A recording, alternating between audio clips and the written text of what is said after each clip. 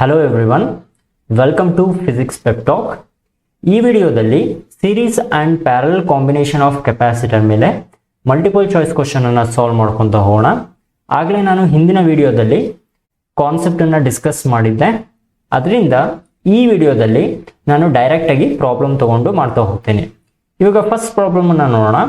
In the circuit shown in figure, the potential difference across 4.5 microfarad capacitor is. ಇಲ್ಲಿ ಏನು ಹೇಳ್ತಾ ಇದ್ದಾರೆ ಅಂದರೆ, ಈ ಒಂದು ಸರ್ಕ್ಯೂಟ್ ಅಲ್ಲಿ across 4.5 microfarad capacitor potential difference ಎಷ್ಟಿದೆ ಅಂತ ಕೇಳ್ತಾ ಇದ್ದಾರೆ. ಇವಾಗ ಪೊಟೆನ್ಷಿಯಲ್ ಡಿಫರೆನ್ಸ್ ಅಕ್ರಾಸ್ 4.5 ಮೈಕ್ರೋಫ್ಯಾರಡ್ ಕೆಪಾಸಿಟರ್ನ ನೀವು ಕಂಡುಹಿಡಿಬೇಕು ಅಂದರೆ ಚಾರ್ಜ್ ಆನ್ 4.5 ಮೈಕ್ರೋಫ್ಯಾರಡ್ ಕೆಪಾಸಿಟರ್ ಗೊತ್ತಿರಬೇಕು. ಚಾರ್ಜ್ ಆನ್ 4.5 ಮೈಕ್ರೋಫ್ಯಾರಡ್ ಕೆಪಾಸಿಟರ್ನ ನೀವು ಕಂಡುಹಿಡ್ಕೊಂಡ್ರೆ potential is equal to charge divided by capacitance ಅಂತ ಬರುತ್ತೆ. ಅದರಿಂದ ಪೊಟೆನ್ಷಿಯಲ್ ಅನ್ನ ಕಂಡುಹಿಡ್ಕೊಬಹುದು. ಇವಾಗ ಫಸ್ಟ್ ನಾನೇನು ಮಾಡ್ತೀನಿ ಅಂದರೆ ನೇಮಿಂಗ್ ಮಾಡ್ತೀನಿ. 4.5 ಮೈಕ್ರೋಫ್ಯಾರಡ್ ಕೆಪಾಸಿಟರ್ನ ನಾನು C1 ಅಂತ ತಗೊತೀನಿ, 3 ಮೈಕ್ರೋಫ್ಯಾರಡ್ ಕೆಪಾಸಿಟರ್ನ ನಾನು C2 ಅಂತ ತಗೊತೀನಿ, 6 ಮೈಕ್ರೋಫ್ಯಾರಡ್ ಕೆಪಾಸಿಟರ್ನ C3 ಅಂತ ತಗೊತೀನಿ, ವೋಲ್ಟೇಜ್ ಸೋರ್ಸ್ನ V ಅಂತ ನಾನು ಕನ್ಸಿಡರ್ ಮಾಡ್ಕೊತೀನಿ. ಇಲ್ಲಿ ಅಬ್ಸರ್ವ್ ಮಾಡಿ 3 ಮೈಕ್ರೋಫ್ಯಾರಡ್ ಮತ್ತೆ 6 ಮೈಕ್ರೋಫ್ಯಾರಡ್ ಏನಿದೆ, these two are connected in parallel ಆಗಿ ಕನೆಕ್ಟ್ ಆಗಿದೆ ಅಂದರೆ ಈಕ್ವಲೆಂಟ್ ಕೆಪಾಸಿಟೆನ್ಸ್ ಏನಾಗಿರುತ್ತೆ, ಆ್ಯಡ್ ಆಗುತ್ತೆ. That is C2 plus C3 ಅಂತ ಬರ್ಕೊಬೋದು. This is equal to 3 plus 6 that turns out to be 9 microfarad ಅಂತ ಬಂತು. ಇವಾಗ ರೆಡ್ಯೂಸ್ ಸರ್ಕ್ಯೂಟನ್ನು ಬರ್ಕೊಳ್ಳೋಣ. ಇಲ್ಲಿ 2 ಕೆಪಾಸಿಟರ್ ಇದೆ. ಇವಾಗ ಅದನ್ನು 12 ವೋಲ್ಟಿಗೆ ಕನೆಕ್ಟ್ ಮಾಡಿದ್ದೀವಿ. That is V is equal to 12 volt. ಇಲ್ಲಿ C1 is equal to 4.5 microfarad ಇದೆ. ಇಲ್ಲಿ C' is equal to 9 microfarad ಇದೆ. ಇಲ್ಲಿ ಅಬ್ಸರ್ವ್ ಮಾಡಿ C1 and C' are connected in series. ಯಾವಾಗ ಕೆಪಾಸಿಟರ್ನ ಸೀರೀಸಲ್ಲಿ ಕನೆಕ್ಟ್ ಮಾಡ್ತಾರೋ charge on each capacitor remains the same, whereas the potential drop across each capacitor vary ಆಗುತ್ತೆ. ಇವಾಗ Q ಅಷ್ಟು ಚಾರ್ಜು ಇದ್ರ ಮೇಲಿದೆ ಅಂತ ಹೇಳಿದ್ರೆ ಇದ್ರ ಮೇಲೂ Q ಅಷ್ಟೇ ಚಾರ್ಜ್ ಇರುತ್ತೆ. ಆದರೆ ಪೊಟೆನ್ಷಿಯಲ್ ಡ್ರಾಪ್ ಏನಾಗಿರುತ್ತೆ, C1 ಹತ್ರ V1 ಇರುತ್ತೆ, ಮತ್ತೆ ಪೊಟೆನ್ಷಿಯಲ್ ಡ್ರಾಪ್ ಅಕ್ರಾಸ್ C' ಏನಾಗಿರುತ್ತೆ V2 ಅಂತ ನಾವು ಬರ್ಕೊಬೋದು. ಹಾಗಾಗಿ ನಾನು ಏನಂತ ಬರ್ಕೊಬೋದು, V is equal to V1 plus V2. This potential ಏನಿದೆ ಈ 2 ಪಾಯಿಂಟಲ್ಲಿ ಅಪ್ಲೈ ಮಾಡಿರೋದು, that is equal to V1 plus V2 ಅಂತ ಬರ್ಕೊಬೋದು. This implies that V is equal to V1 ನಾನು Q ಡಿವೈಡೆಡ್ ಬೈ C1 ಅಂತ ಬರ್ಕೊತೀನಿ, V2 ನಾನು Q ಡಿವೈಡೆಡ್ ಬೈ C' ಅಂತ ಬರ್ಕೊಬೋದು. ಬಿಕಾಸ್ ಪೊಟೆನ್ಷಿಯಲ್ನ ನಾವು ಚಾರ್ಜ್ ಡಿವೈಡೆಡ್ ಬೈ ಕೆಪಾಸಿಟೆನ್ಸ್ ಅಂತ ನಾವು ಡಿಫೈನ್ ಮಾಡ್ತೀವಿ. This can be written as V ಅಂದ್ರೇನು, ದಟ್ ಈಸ್ 12 ವೋಲ್ಟ್ ಅಂತ ಕೊಟ್ಟಿದ್ದಾನೆ.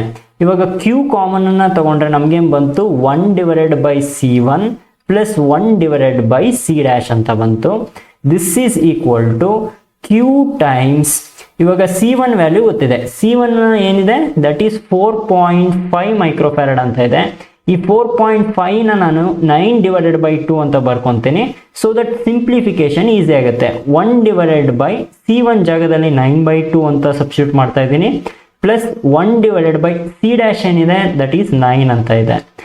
This can be written as 12 is equal to Q times 2/9 plus 1/9 ಅಂತ ಬರ್ಕೊಬೋದು. This can be written as 12 is equal to Q times 3/9 ಅಂತ ಬರುತ್ತೆ. 3 1s 3 3s ಅಂತ ಬಂತು. ಇವಾಗ cross multiply ಮಾಡಿದ್ರೆ ಏನು ಬರುತ್ತೆ, Q is equal to 12 into 3 ಅಂತ ಬಂತು. This is equal to 36 micro coulomb ಅಂತ ಬಂತು. ಇವಾಗ ಚಾರ್ಜ್ ಆನ್ C1 ಗೊತ್ತಾಯ್ತು, ದಟ್ ಈಸ್ 36 ಮೈಕ್ರೋ ಕೂಲಮ್. ಹಾಗಾದ್ರೆ potential difference across capacitor C1 ಅನ್ನ ಕಂಡುಹಿಡ್ಕೊಬಹುದು.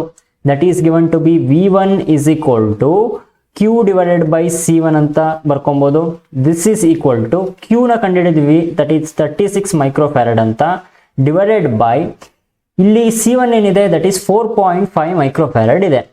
ಇದನ್ನ ಅಂತ ಬರ್ಕೊತೀನಿ, 36 ಡಿವೈಡೆಡ್ ಬೈ 9/2 ಅಂತ ಬರ್ಕೊಬೋದು. 9 1s 9 4s 2 ನ್ಯೂಮರೇಟರ್ ಬರುತ್ತೆ, therefore 4 into 2 ಅಂತ ಬರುತ್ತೆ. that is equal to 8 volt ಅಂತ ಬಂತು. therefore the potential difference across C1 is 8 volt. Therefore option D is the correct answer. Suppose ಇದೇ ಪ್ರಾಬ್ಲಮ್ ಅಲ್ಲಿ ಪೊಟೆನ್ಷಿಯಲ್ ಡ್ರಾಪ್ ಅಕ್ರಾಸ್ 3 ಮೈಕ್ರೋಫ್ಯಾರಡ್ ಅಥವಾ 6 microfarad ಅಂತ ಕೇಳಿದ್ರೆ ಏನಾಗಿರುತ್ತೆ, that is equal to V2 ಆಗಿರುತ್ತೆ. That is equal to V minus V1 ಅಂತ ಬರುತ್ತೆ. V ಏನಿದೆ 12 ವೋಲ್ಟ್ ಇದೆ, ಮೈನಸ್ V1 ಏನಿದೆ ದಟ್ ಈಸ್ 8 ವೋಲ್ಟ್ ಇದೆ. That turns out to be 4 volt. ಇದ್ರೂ ಅಕ್ರಾಸ್ 4 ವೋಲ್ಟ್ ಬರುತ್ತೆ, ಇದ್ರೂ ಅಕ್ರಾಸ್ 4 ವೋಲ್ಟ್ ಬರುತ್ತೆ. ಆದರೆ charge on these two capacitor different ಇರುತ್ತೆ. ಅದನ್ನ ನಾನು Q2 Q3 ಅಂತ ರೆಪ್ರೆಸೆಂಟ್ ಮಾಡ್ಕೊಂಡ್ರೆ Q2 ಏನಾಗಿರುತ್ತೆ, that is equal to V2 times C2 ಅಂತ ಬರುತ್ತೆ. Q3 is equal to V2 times C3 ಅಂತ ಬರುತ್ತೆ. ಬೇಕಾದ್ರೆ ನೀವು ಕ್ಯಾಲ್ಕುಲೇಟ್ ಮಾಡಿ ನೋಡಿ. ಹಾಗಾಗಿ ಈ ತರ ಪ್ರಾಬ್ಲಮ್ ಅಲ್ಲಿ potential difference across any capacitor ಅಥವಾ ಚಾರ್ಜ್ ಆನ್ ಎನಿ ಕೆಪಾಸಿಟರ್ ಅಂತ ಕೇಳಿದ್ರೆ ನಿಮಗೆ ಸಾಲ್ವ್ ಮಾಡೋಕೆ ಗೊತ್ತಿರಬೇಕು. Let us look into the next question. The equivalent capacitance of the combination shown in the figure is. ಇಲ್ಲಿ ಕೆಪಾಸಿಟರ್ ಕಾಂಬಿನೇಷನ್ ಕೊಟ್ಟಿದ್ದಾರೆ, ಅದರ ಈಕ್ವಲೆಂಟ್ ಕೆಪಾಸಿಟೆನ್ಸ್ ನ ಕಂಡುಹಿಡಿಯಿರಿ ಅಂತ ಕೇಳ್ತಾ ಇದ್ದಾರೆ. ಇಲ್ಲಿ ಅಬ್ಸರ್ವ್ ಮಾಡಿ, ಈ ಒಂದು ಕೆಪಾಸಿಟರ್ ಏನಿದೆ, ಈ ಒಂದು ಕೆಪಾಸಿಟರ್ ನ ಶಾರ್ಟ್ ಮಾಡಿದ್ದಾರೆ. ಅಂದ್ರೆ ಅರ್ಥ, ಇವಾಗ ನಾವು ಪೊಟೆನ್ಷಿಯಲ್ ಡಿಫರೆನ್ಸ್ ಅನ್ನ ಎ ಮತ್ತೆ ಬಿ ನಲ್ಲಿ ಅಪ್ಲೈ ಮಾಡಿದ್ರೆ ಈ ಒಂದು ಪಾಯಿಂಟ್ ಅಲ್ಲಿ ಪೊಟೆನ್ಷಿಯಲ್ ವಿ ಇದೆ ಅಂತ ಅನ್ಕೊಂಡ್ರೆ ಈ ಪೊಟೆನ್ಷಿಯಲ್ ಕೂಡ ವಿ ಇರುತ್ತೆ. ಈ ಎರಡು ಪಾಯಿಂಟ್ ಅಲ್ಲೂ ಸೇಮ್ ಪೊಟೆನ್ಷಿಯಲ್ ಇರೋದ್ರಿಂದ ಈ ಒಂದು ಕೆಪಾಸಿಟರ್ ಅಕ್ರಾಸ್ ಯಾವುದೇ ತರಹದ ಪೊಟೆನ್ಷಿಯಲ್ ಡ್ರಾಪ್ ಇರೋದಿಲ್ಲ. Therefore no charge will appear on this capacitor. ಹಾಗಾಗಿ ಚಾರ್ಜ್ ಏನಾಗುತ್ತೆ, it will passes through this path. ಇವಾಗ ಈ ಒಂದು ಕೆಪಾಸಿಟರ್ ನ ಕನೆಕ್ಟ್ ಮಾಡಿದ್ರು ಒಂದೇ, ಮಾಡದೇ ಇದ್ರು ಒಂದೇ. ಈಕ್ವಲೆಂಟ್ ಕೆಪಾಸಿಟೆನ್ಸ್ಗೆ ಈ ಎರಡು ಕೆಪಾಸಿಟರ್ ಮಾತ್ರ ಕಾಂಟ್ರಿಬ್ಯೂಟ್ ಮಾಡುತ್ತೆ. ಹಾಗಾಗಿ ನಾವು ಈಕ್ವಲೆಂಟ್ ಕೆಪಾಸಿಟೆನ್ಸ್ ನ ಬರ್ಕೊಂಡ್ರೆ ಈ ತರ ಕಾಣುತ್ತೆ. ಇಲ್ಲಿ ಅಬ್ಸರ್ವ್ ಮಾಡಿ, ನಾನು ಈ ಒಂದು ಕೆಪಾಸಿಟರ್ ನ ನೆಗ್ಲೆಕ್ಟ್ ಮಾಡಿದ್ದೀನಿ. ಅದರಿಂದ these two are connected in parallel ಅಂತ ಹೇಳ್ಬೋದು. ಈಕ್ವಲೆಂಟ್ ಕೆಪಾಸಿಟೆನ್ಸ್ ಏನಾಗಿರುತ್ತೆ, ಆಡ್ ಆಗುತ್ತೆ. That is C plus C ಅಂತ ಬರುತ್ತೆ. That turns out to be 2C. Therefore option A 2C is the correct answer. Let us look into the next question. 6 capacitor, each of capacitance 2 microfarad are connected as shown in the figure. The effective capacitance between A and B is. ಇಲ್ಲಿ ಏನ್ ಹೇಳ್ತಾ ಇದ್ದಾನೆ ಅಂದ್ರೆ, ಒಂದು capacitor combination ಅನ್ನ ಕೊಟ್ಟಿದ್ದಾರೆ. ಇವಾಗ A ಮತ್ತೆ ಬಿ ಮಧ್ಯ ಎಫೆಕ್ಟಿವ್ ಕೆಪಾಸಿಟೆನ್ಸ್ ನ ಕಂಡುಹಿಡಿಯಿರಿ ಅಂತ ಕೇಳ್ತಾ ಇದ್ದಾನೆ. ಇವಾಗ ಸರ್ಕ್ಯೂಟ್ ನ ನೋಡಿದ್ರೆ ನೀವು ಈಸಿಯಾಗಿ ಕಂಡುಹಿಡಿತೀರಾ. ಈ ಎರಡು ಕೆಪಾಸಿಟರ್ ಪ್ಯಾರಲ್ ಆಗಿದೆ, ಹಾಗೆ ಈ ಎರಡು ಕೆಪಾಸಿಟರ್ ಕೂಡ ಪ್ಯಾರಲ್ ಆಗಿದೆ ಅಂತ. ಆದ್ರೆ ಡೌಟ್ ಬರೋದಲ್ಲಿ ನಿಮ್ಗೆ ಮಧ್ಯ ಎರಡು ಕೆಪಾಸಿಟರ್ ಇದೆಯಲ್ಲ, ಇದನ್ನ ಹೇಗೆ ಕನೆಕ್ಟ್ ಮಾಡಿದ್ದಾರೆ ಅಂತ ನಿಮ್ಗೆ ಡೌಟ್ ಬರುತ್ತೆ. ಇಲ್ಲಿ ಅಬ್ಸರ್ವ್ ಮಾಡಿ, ಈ ಕರ್ವ್ ಲೈನ್ ಏನಿದೆ, this represents there is no connection between this line and this line ಅಂತ ಹೇಳ್ಬೋದು. ಇಲ್ಲಿ ಕೆಪಾಸಿಟರ್ ಸಿ ನ ಕನ್ಸಿಡರ್ ಮಾಡ್ಕೊಂತೀನಿ. One terminal of the capacitor ಏನಾಗಿದೆ, ಎ ಕನೆಕ್ಟ್ ಆಗಿದೆ. ಇನ್ನೊಂದು ಟರ್ಮಿನಲ್ ಏನಾಗಿದೆ, this is connected to terminal B. ಅದೇ ತರ ಈ ಕೆಪಾಸಿಟರ್ ನ ಕನ್ಸಿಡರ್ ಮಾಡ್ಕೊಂಡ್ರೆ ಇದರ ಒಂದು ಟರ್ಮಿನಲ್ ಏನಾಗಿದೆ, ಎ ಕನೆಕ್ಟ್ ಆಗಿದೆ. ಇನ್ನೊಂದು ಟರ್ಮಿನಲ್ ಏನಾಗಿದೆ, ಬಿ ಕನೆಕ್ಟ್ ಆಗಿದೆ. ಹಾಗಾದ್ರೆ ಇವಾಗ ನಿಮ್ಗೆ ಈಕ್ವಲೆಂಟ್ ಸರ್ಕ್ಯೂಟ್ ಬರೆದ್ರೆ ಈಸಿಯಾಗಿ ಗೊತ್ತಾಗುತ್ತೆ. ಇಲ್ಲಿ ನೋಡಿ, ಇದೆರಡು ಕೆಪಾಸಿಟರು ಪ್ಯಾರಲ್ ಆಗಿದೆ, that is corresponding to these two. ಹಾಗೆ ಈ ಕೆಪಾಸಿಟರ್ ಏನಿದೆ, that is connected between A B, that is this capacitor. ಅದೇ ತರ ಈ ಕೆಪಾಸಿಟರ್ ಏನಿದೆ, ಇದು ಎ ಬಿ ಕನೆಕ್ಟ್ ಆಗಿದೆ, that corresponding to this capacitor. ಈ ಎರಡು ಕೆಪಾಸಿಟರ್ ಏನು, ಈ ಎರಡು ಕೆಪಾಸಿಟರ್ಗೆ ಈಕ್ವಲೆಂಟ್ ಇದೆ.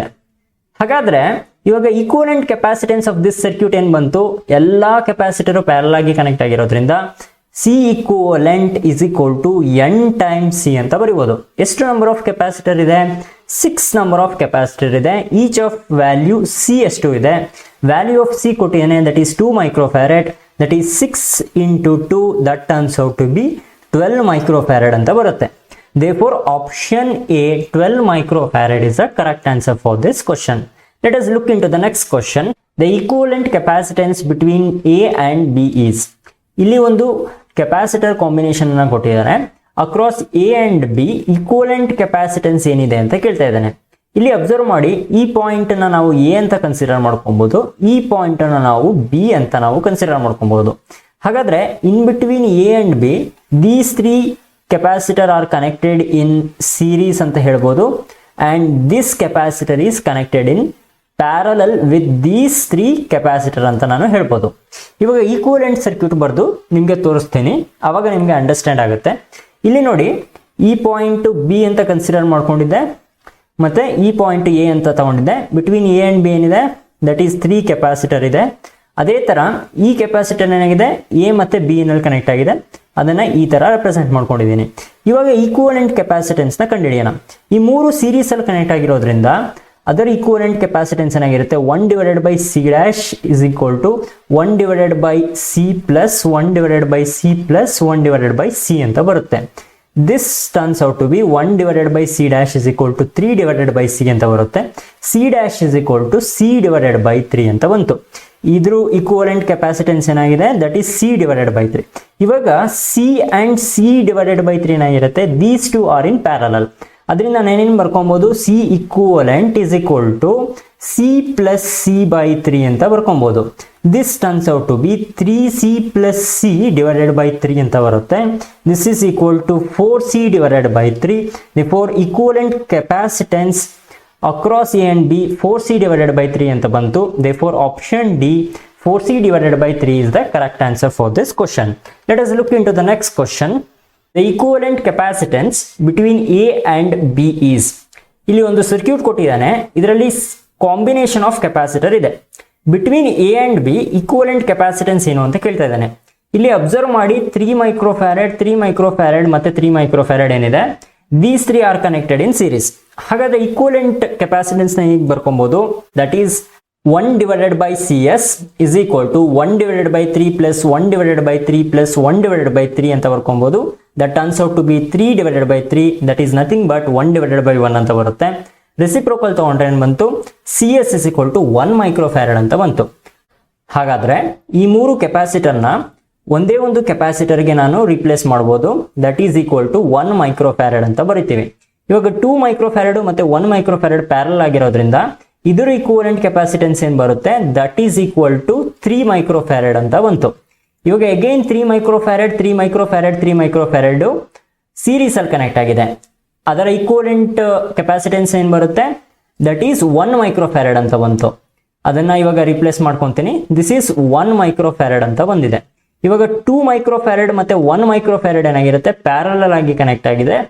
ದೇರ್ಫೋರ್ ಈಕ್ವಲೆಂಟ್ ಕೆಪಾಸಿಟೆನ್ಸ್ ಏನು ಬಂತು, that is equal to 3 microfarad ಅಂತ ಬಂತು. ಇವಾಗ 3 ಮೈಕ್ರೋಫ್ಯಾರಡ್ 3 ಮೈಕ್ರೋಫ್ಯಾರಡ್ 3 ಮೈಕ್ರೋಫ್ಯಾರಡ್ ಏನಾಗಿದೆ, again it is connected in series. Therefore the capacitance value across A B ಏನು ಬಂತು, that is equal to 1 microfarad ಅಂತ ಬರುತ್ತೆ. Therefore option C is the correct answer. The effective capacitance between A and B 1 microfarad ಇರುತ್ತೆ. Let us look into the next question. In the circuit shown in figure, each capacitor has a capacity of 3 microfarad. Capacity ಅಂದ್ರೆ capacitance ಅಂತ ಅರ್ಥ. The equivalent capacity, that is equivalent capacitance between A and B is. ಇಲ್ಲಿ ಒಂದು circuit ಕೊಟ್ಟಿದ್ದಾನೆ, ಎಲ್ಲ capacitor value 3 microfarad ಇದೆ. ಹಾಗಾದ್ರೆ between A and B equivalent capacitance ಎಷ್ಟಿದೆ ಅಂತ ಕೇಳ್ತಾ ಇದ್ದಾನೆ. ಈ ಸರ್ಕ್ಯೂಟ್ ಅಲ್ಲಿ ನೋಡಿದಾಗ ನಿಮಗೆ ಸ್ವಲ್ಪ ಕನ್ಫ್ಯೂಷನ್ ಆಗ್ಬೋದು. ಆದರೆ ಇಲ್ಲಿ ಏನು ಮಾಡಿದ್ದಾನೆ ಅಂದರೆ, ಇಲ್ಲಿ ಅಬ್ಸರ್ವ್ ಮಾಡಿ, ಈ 3 ಮೈಕ್ರೋಫ್ಯಾರಡ್ ಕೆಪಾಸಿಟರ್ನ ಈ ಪಾಯಿಂಟಲ್ಲಿ ಕನೆಕ್ಟ್ ಮಾಡೋಬಿಟ್ಟು ಅವನೇನು ಮಾಡಿದ್ದಾನೆ, ಈ ಪಾಯಿಂಟಲ್ಲಿ ಕನೆಕ್ಟ್ ಮಾಡಿದ್ದಾನೆ. ಇಲ್ಲಿ ಕನೆಕ್ಟ್ ಮಾಡಿದ್ರು ಒಂದೇ, ಇಲ್ಲಿ ಕನೆಕ್ಟ್ ಮಾಡಿದ್ರು ಒಂದೇ. ಇವಾಗ ಇದೇ ಸರ್ಕ್ಯೂಟ್ನ ನಾನು ಈಸಿಯಾಗಿ ರೆಪ್ರೆಸೆಂಟ್ ಮಾಡಿ ತೋರಿಸ್ತೀನಿ ನೋಡಿ. ಇಲ್ಲಿ ನಾನೇನು ಮಾಡ್ಕೊಂಡಿದ್ದೀನಿ, ಈ 3 ಮೈಕ್ರೋಫ್ಯಾರಡ್ ಕೆಪಾಸಿಟರ್ ಏನಿದೆ ಇಲ್ಲಿ ಕನೆಕ್ಟ್ ಮಾಡ್ಕೊಂಡಿದ್ದೀನಿ. ಹಾಗಾಗಿ ಈ 3 ಮೈಕ್ರೋಫ್ಯಾರಡ್ ಮತ್ತೆ ಈ 3 ಮೈಕ್ರೋಫ್ಯಾರಡ್ ಏನಾಗಿದೆ, these 2 are in parallel. Therefore I can write CP is equal to 3 plus 3 that is equal to 6 microfarad ಅಂತ ಬರುತ್ತೆ. ಅಂದರೆ ಇದರ ಈಕ್ವಲೆಂಟ್ ಕೆಪಾಸಿಟೆನ್ಸ್ ಏನು ಬಂತು, that turns out to be 6 microfarad ಅಂತ ಬಂತು. ಇವಾಗ 3 ಮೈಕ್ರೋಫ್ಯಾರಡ್ ಮತ್ತೆ 6 ಮೈಕ್ರೋಫ್ಯಾರಡ್ ಏನಾಗಿದೆ, these 2 are in series. Therefore, I can write 1 divided by CS is equal to 1 divided by 3 plus 1 divided by 6 ಅಂತ ಬರ್ಕೊಬೋದು. This turns out to be LCM ತಗೊಂಡ್ರೆ 6 ಬರುತ್ತೆ, numerator ಅಲ್ಲಿ 2 plus 1 ಅಂತ ಬರುತ್ತೆ. Therefore, 1 divided by CS is equal to 3 divided by 6 ಅಂತ ಬರುತ್ತೆ. this is equal to 1 divided by 2 ಅಂತ ಬಂತು. therefore CS reciprocal ತಗೊಂಡ್ರೆ 2 microfarad ಅಂತ ಬಂತು. therefore ಈ ಒಂದು ಸರ್ಕ್ಯೂಟ್ ಏನಾಯಿತು, that is reduces to 2 microfarad. ಇವಾಗ 2 microfarad ಮತ್ತೆ 3 microfarad ಏನಿದೆ, these two are connected in parallel. therefore I can write C equivalent is equal to 3 plus 2, that turns out to be 5 microfarad. therefore equivalent capacitance across A and B en bantu 5 microfarad anta bantu. therefore option D is the correct answer. That's it for this video guys. I'm your teacher Mukund. If you like our efforts, please do subscribe, like, share and comment. I will meet you in the next video. Until then, have a nice day. Bye.